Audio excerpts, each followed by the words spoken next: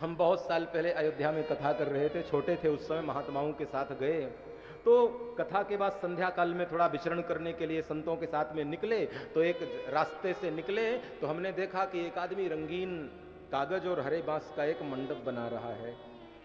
तो मंडप सजता हमने देखा तो मन में बहाव आ जाता है ना। जो जिस क्षेत्र का आदमी होता है, जिस काम धाम को करने वाला होता है, उसका मन वहीं जाता है। हाँ, प्रॉपर्टी वाला जो आदमी होता है, उसे अच्छी कोई जमीन मिल जाए तो उसको लगता है बढ़िया सौदा हो सकता है, बढ़िया काम हो सकता है। कोई अच्छा मैदान देखे तो सीधे सीधे उसको लगता है अच्छी प्लॉटिंग हो सकती है। हाँ, लेकिन हम लोग गाड़ी से कहीं गुजरे और गाड़ी से जब गुजरते हैं और कोई अच्छा सा वो दिखता है मैदान, तो हमें एक ही बात याद आती है, यहाँ कथा बहुत अच्छी हो सकती है, पंडाल बहुत अच्छा लग सकता है। कोई और विचार मन में आता ही नहीं है। तो रंगीन कागज और हरे बांस से जो मंडप बन रहा था, वह मंडप देखा तो हमने विनोद बस पूछ लिया कि भैया ये जो मंडप बन रहा है ये किस लिए बन रहा है।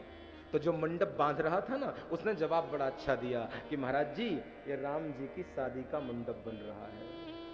अच्छा, ये बात इतनी सुंदर है कि जितनी बार इसकी याद करो ऐसा लगता है वो दिन फिर से वापस आ गए।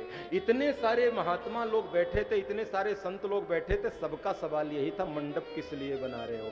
केवल हमारा सवाल नहीं, केवल अन्य संतों का प्रश्न नहीं, जितने लोग थे मंडप को देखकर यही पूछ रहे थे, ये मंडप क्यों बना रहे हो। आहा, उस आदमी का जवाब लेकिन एक था, प्रश्न अनेक थे, सब पूछ रहे थे एक ही बात, लेकिन जवाब देने वाले का एक ही जवाब था, भैया ये राम जी की शादी का मंडप बना रहा हूं।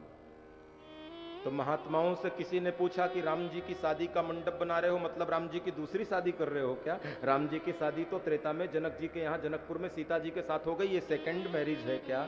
तो उस आदमी ने जवाब बड़ा प्यारा दिया, बोले भैया राम जी की जो शादी जनकपुर में हुई थी ना सीता जी के साथ में, उसमें एक कमी रह गई थी, मैं वो कमी पूरी कर रहा हूं। बोले कौन सी कमी रह गई थी।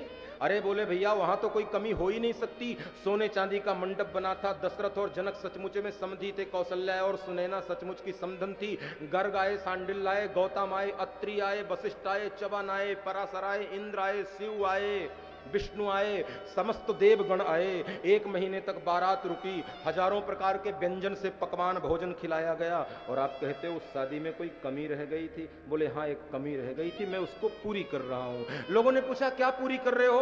बोले उस शादी में सोने चांदी का मंडप लगा था, एक महीने बारात रुकी थी, गर्ग आए, सांडिल आए, गौतम आए, चवन आए, अत्रि आए, अंगिरा आए, वशिष्ठ आए, इंद्र आए, शिव आए, नारायण आए, ब्रह्मा आए, लेकिन एक कमी रह गई थी, क्या, मैं नहीं पहुंच पाया था। बस यही सबसे बड़ी कमी थी। मतलब यह है, वह शादी मेरे कानों का सत्य था और यह शादी मेरे आंखों का सत्य है। राम जी की शादी जो त्रेता युग में हुई वो मेरे कानों का सच है, और ये विवाह जो हो रहा है ये मेरे आंखों का सच है, मैं इसमें शामिल हो रहा हूं।